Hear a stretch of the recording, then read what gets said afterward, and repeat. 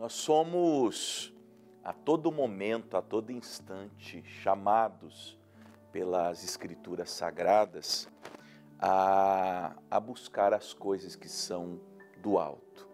Eu honestamente falo agora com você, eu não consigo entender como alguém que diz ser de Deus, alguém que se intitula um cristão, uma cristã, consegue viver sem buscar a presença de Deus.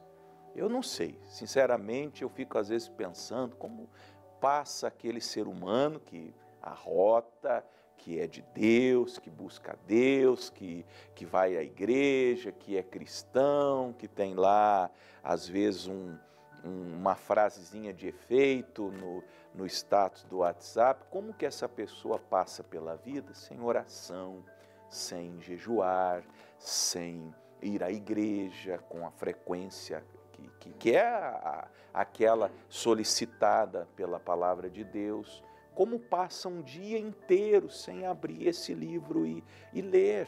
Como passa um dia inteiro sem meditar nas Escrituras, sem dobrar os joelhos, sem andando, fazendo qualquer coisa, às vezes no trabalho, no afazer do dia a dia, aquele clamor, aquela súplica que a gente está às vezes assim pensando, meditando e falamos: Senhor, me ajude, me dê uma direção, me mostre o teu caminho. Repito, em todas as Escrituras nós somos chamados a nos alimentar do céu. E aqui em Efésios capítulo 6, esse é um daqueles textos conhecidos, no verso 10 até o verso 20, Efésios capítulo 6, do 10 ao 20, nós temos, já no final da conclusão de Paulo aos Efésios, aquele chamado à preparação para que o soldado de Cristo se vista da armadura do Senhor. E ele começa dizendo assim, olha, no demais, irmãos, ou seja, a despeito de tudo que falei, ele falou de tudo, ele falou de família, falou de casamento, falou de criação dos filhos, falou da graça. O livro de Efésios é um livro maravilhoso, mas concluindo o pensamento dele, ele falou, no demais, fortalecei-vos no Senhor e na força do seu poder. Tudo que eu falei antes sobre a graça, sobre casamento, sobre como ser um marido de Deus, uma mulher de Deus, um filho, um pai, uma mãe, não vai ter efeito, vocês não vão conseguir, vocês não vão nem alcançar se vocês não se fortalecerem no Senhor e na força do seu poder. Só vai ser um discurso, uma retórica. É o que acontece, meus irmãos e minhas irmãs. Nós vamos à igreja, ok, fazemos muito bem. Domingo você não falta mais por nada. Aí você chega na hora, vou falar dos que fazem bem, fazem certo. Desde o momento do louvor, o ministro dá bom dia, boa tarde, boa noite, você já está ali, você canta, você adora, você louva, você recebe oração, você atenta para a pregação da palavra, você ora depois da palavra junto com o pastor, dizima a oferta, recebe os recados, enfim, faz tudo o que tem que fazer num culto. Se quando termina aquele culto, você não volta para a sua casa e não continua buscando força, poder de Deus, você não tem nem condições de praticar aquilo que você ouviu. Por isso que ele está dizendo, no demais, irmãos meus, fortalecei-vos no Senhor e na força do seu poder. Vocês não vão conseguir praticar o que eu estou propondo, a não ser que vocês sejam revestidos do céu, a não ser que vocês sejam revestidos da glória. Ora, Deus nos deu o seu Espírito Santo, porque sem o Espírito Santo seria-nos impossível viver a vida cristã. Qual é o fruto do Espírito? Vamos lá, os 3 primeiros, só para a gente não se estender muito nessa parte. Amor, alegria e paz. Como um ser humano vive nesse mundo, sem a assistência do Espírito Santo? Seria-nos impossível guardar o mandamento de perdoar. Se teu irmão pecar contra ti, e ele arrependido te pedir perdão, perdoa-lhe. Como seria possível perdoar não fosse o Espírito Santo? Eu falo de mim para não falar de ninguém. Se eu conseguir e tenho conseguido e pretendo conseguir perdoar pessoas, é por causa do fruto do Espírito. Eu sei que de mim mesmo eu não conseguiria perdoar algumas pessoas. E olha que mesmo dentro da igreja, eu já sofri algumas trairagens, para usar a expressão chula mesmo, que você me entenda, eu já sofri algumas trairagens, que se eu não tivesse a ajuda do Espírito Santo, eu não teria, eu falo de mim mesmo, eu, ser humano, Fernando, eu não conseguiria perdoar algumas pessoas, eu seria um magoado, um ressentido, uma pessoa cheia de traumas relacionais, não fosse o Espírito Santo. Agora, pelo Espírito, eu consigo perdoar e até amar essas pessoas. Eu continuo tratando-as bem, eu continuo sorrindo para elas com sinceridade de coração, porque eu fui fortalecido no Senhor, na força do seu poder. Alegria. Como ter alegria em tempos difíceis? Como ter alegria em tempos de provações? Fruto do Espírito. E paz. Como que a gente tem paz em meio a tanta perturbação, aos combates por fora, aos temores por dentro, como diz o apóstolo Paulo? E ele, no meu caso, faço coro com ele, ele diz, além de todas as coisas, me oprime ainda o cuidado de todas as igrejas. Não bastam os meus problemas pessoais, os combates e os temores, eu ainda tenho a responsabilidade de ser um pastor de tantas igrejas, de todos os problemas de todas as igrejas estourarem em mim. O apóstolo Paulo diz, mas ele conseguia ter paz. Por quê? Porque ele era revestido do Senhor e da força do seu poder. A força que ele tinha, a capacidade que ele tinha, a resiliência para suportar, vinha do céu, vinha do alto. De modo que ele prossegue, revesti-vos de toda a armadura de Deus. Como um soldado que está indo à guerra, que está indo ao fronte de batalha, revista-se você, prepare-se você, para quê? Para que possais estar firmes contra as astutas ciladas do diabo. Olha quem é o nosso inimigo. Olha contra quem nós estamos lutando. Olha quem é o nosso opositor. Olha quem está se levantando contra a nossa vida, contra o nosso futuro, contra os planos de Deus em nós. O próprio Satanás. Nós não temos que lutar contra a carne e sangue. Ainda que venha Satanás usando pessoas, a nossa luta não é contra aquela pessoa. A nossa luta não é contra o STF, a nossa luta não é contra o partido que apoia o aborto, que apoia as causas progressistas. A nossa luta não é contra essas pessoas. Esses protagonistas que estão à frente, que estão em evidência, que são as caras, os rostos que aparecem, não são os nossos inimigos. Porque quem é o pai da mentira? É Satanás. Quem é o assassino? Quem foi homicida desde o princípio? Lembra de João 8,44? Jesus fala de Satanás como sendo um mentiroso, o pai da mentira, e fazendo menção ao fato de que ele foi homicida desde o princípio. Então, toda a mentira que há, toda a morte que há, todo o assassinato que existe, todo tipo de corrupção que há nesse mundo, por mais que haja protagonistas, haja personagens agindo, por trás deles, usando-os como marionetes, porque, coitados, eu olho para essas pessoas como coitadas, são apenas marionetes nas mãos de Satanás, por detrás delas está o próprio príncipe das trevas, porque a nossa luta não é contra carne e sangue, mas contra os principados, contra as potestades, contra os príncipes das trevas deste século, contra as hostes espirituais da maldade nos lugares celestiais. Preste atenção nessa palavra. Hostes espirituais da maldade. Aonde? Nos lugares celestiais. É batalha espiritual.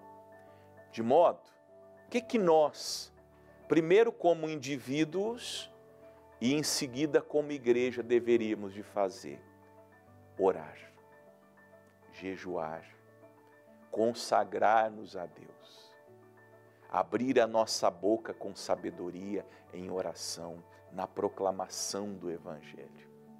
A única maneira de vencer batalhas espirituais é agindo como pessoas espirituais, gritando, ameaçando, usando as armas carnais como os da carne usam, não vai surtir efeito nenhum. Nós seremos palhaços, Satanás vai rir da nossa cara se nós agimos de maneira carnal. Por isso que o apóstolo Paulo prossegue. Portanto, sabendo assim, sabendo que a nossa luta é toda espiritual, tomai toda a armadura de Deus, para que possais resistir no dia mau e, havendo feito tudo, ficar firmes. Vista-se como um soldado celestial, faça tudo. Faça o jejum, faça a oração, faça a consagração, leia as Escrituras, vá à igreja. E fazendo tudo, ainda assim você tem que ter uma resolução. Eu não vou desistir. Vou lutar pela minha salvação, vou lutar pela salvação da minha família, vou lutar para que os meus parentes recebam o Evangelho, vou lutar para que a graça de Deus esteja aqui operando no meu bairro. Eu vou ser um soldado de Cristo, fazendo a obra do Senhor. Aí, o apóstolo Paulo, que está falando, obviamente, por alegoria, por comparação, por exemplificação, ele vai enumerar pelo menos 6 peças da armadura do soldado daquela época, e ele vai dizer o que essa armadura representa. Estais, pois, firmes, cingindo os vossos lombos com a verdade. O cinto era onde o soldado colocava a espada, onde ele colocava um facão, onde ele colocava alguns utensílios necessários na guerra. Às vezes até um composto medicamentoso, caso ele se ferisse. Ele também tinha o cinto como elo da parte de cima da armadura, que já será mencionada, como da parte de baixo. Na ilustração, o cinto, ele significa, ele representa a verdade. Sem verdade, prestem atenção, meus irmãos, irmãs e amigos, sem a verdade, nós não podemos fazer nada. Você quer vencer na vida, qualquer área, casamento, família, finanças, ministério, verdade. Seja uma pessoa da verdade.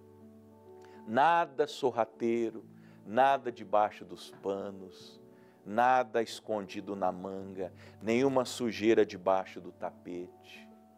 Integridade, integridade de índole, integridade de caráter, tal qual Jesus ensinou. Sim, sim, não, não.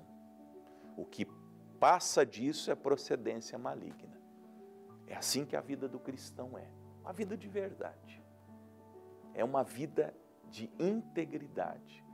É uma vida como um livro aberto. O que é, o que é, não é. E é assim que nós temos que começar a nos preparar para vestir a armadura de Deus. É vestir a verdade.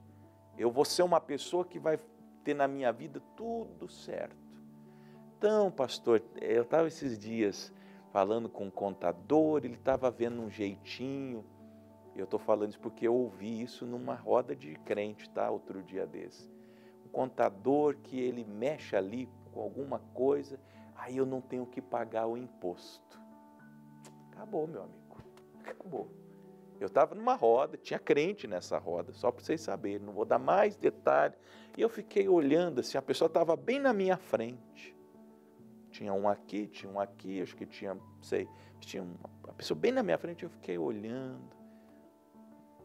Não é para mim isso.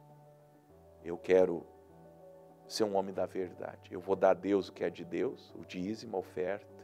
Eu vou dar ao meu próximo aquilo que é do meu próximo. Eu vou dar a César o que é de César. Mas é muito, eu acho muito também. Vamos ser bem honestos. O Senhor pede 10% da obra dele. 10%. Tudo que eu ganho é o dízimo. O governo me pede 27%. É o chamado leão. Me come assim, ó, numa bocada só, 27% dos meus proventos. Mas é assim que é. Ah, pastor, mas a gente paga tanto imposto, tanta taxa, tanto tributo, e não vê o retorno disso. Concordo. Tudo que você falar comigo sobre isso, eu concordo. Mas eu tenho que dizer para você que o certo é o certo. E nós temos que fazer o certo. Nós temos que vestir o cinto, cingir os nossos nomes com a verdade. E acabou. Não tem conversa. Não podemos nada contra a verdade, senão pela verdade, segundo aos Coríntios 13:13. É só a favor da verdade que a gente pode ser e viver, e agir e proceder. Aí depois ele diz, e vestida a couraça da justiça. A couraça era o colete, como tem hoje o colete à prova de bala, que o policial usa, o soldado tinha a couraça para proteger órgãos vitais, tanto aqui na frente, como nas costas. É a justiça, é uma vida justa. É a balança justa. A Bíblia fala em Provérbios, não sei se é no 11, no 13, me fugiu agora, mas a balança enganosa é a abominação ao Senhor. Então quer dizer que quando é com o outro, não pode, mas quando é com você, pode. Quando é no outro, está errado, mas quando é você, está certo. Isso é balança enganosa. A gente tem que viver uma vida de justiça. Justo, colocar tudo na balança, e a balança precisa ser justa nas nossas palavras, nas nossas decisões. Balança enganosa é abominação ao Senhor. Calçado os pés, aí a bota do soldado que protegia o pé, protegia a canela, protegia a panturrilha, calçado os pés na preparação do evangelho da paz. Um cristão que não prega o evangelho, que não tem pés formosos, como o profeta Isaías menciona, para subir aos montes e proclamar o evangelho, é o quê? Se você acredita no evangelho, você prega o evangelho. Tomando sobretudo o escudo da fé, com o qual podereis apagar todos os dardos inflamados do maligno. Soldado também, né? Batalha é homem a homem. Não é como hoje, um tiro, enfim, um sniper que fica lá até uma grande distância. Era batalha mesmo, homem a homem, ele tinha um escudo. No nosso caso, o escudo é a nossa fé. Como vai a sua fé? Jesus repreendeu diversas vezes os apóstolos, os discípulos, porque eles tinham pouca fé, eles ainda duvidavam. E quando duvidavam na tempestade, quase morriam. O Pedro afundou na tempestade. Quando tinham incredulidade na hora de expulsar um demônio, não conseguiam expulsar o demônio. Então, se a minha fé não vai bem, se esse escudo, o escudo da fé, está rachado, o primeiro golpe de Satanás vai me atingir. Então, como vai a sua fé? Responda a si mesmo. Tomai também o capacete da salvação. A consciência de que eu sou um cidadão de Deus, do alto, do céu, tem que estar sempre aqui, ó, o capacete. Eu sou salvo. Meu nome está escrito no livro da vida do Cordeiro. Eu tenho essa consciência, eu não posso esquecer disso em nenhum momento. E a espada do Espírito, que é a palavra de Deus. Você maneja bem a palavra de Deus? Você tem a palavra de Deus no teu coração, na tua boca? Você lê esse livro todos os dias? Você medita nele? Você ora com ele aberto diante de si?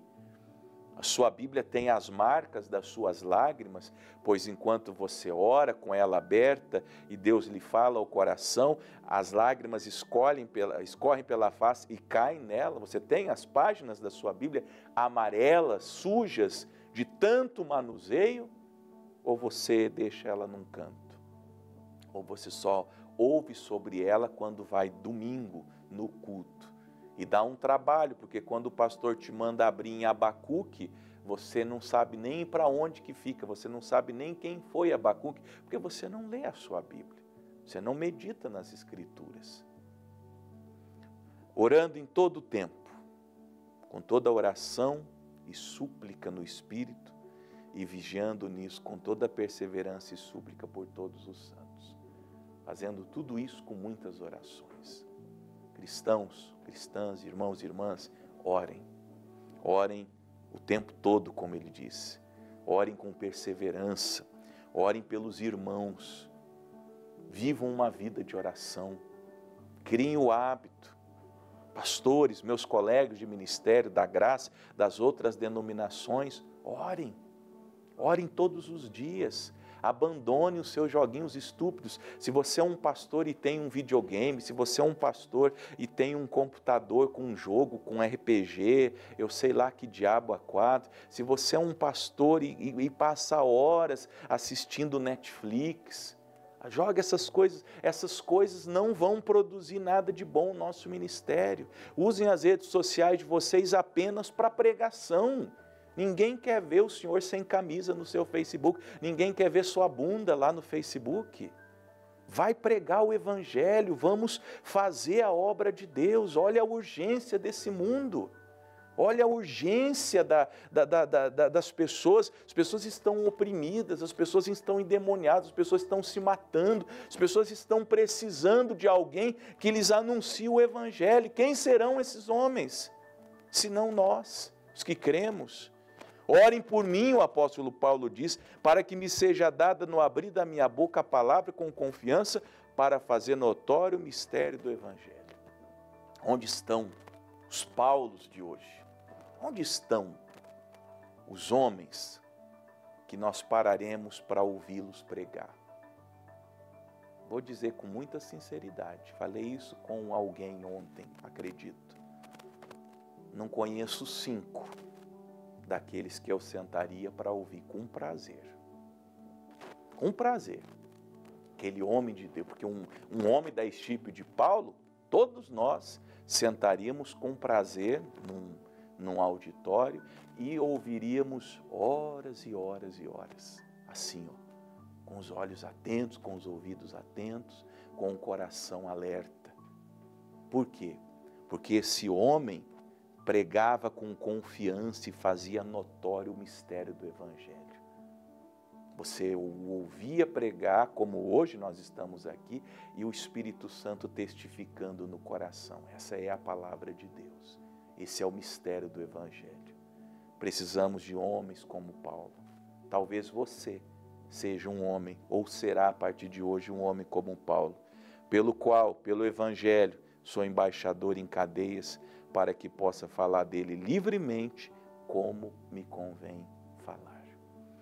É assim que nós vamos viver e vencer esse mundo mau, até o dia que nós estivermos na glória com nosso Senhor e Salvador Jesus Cristo. Amém?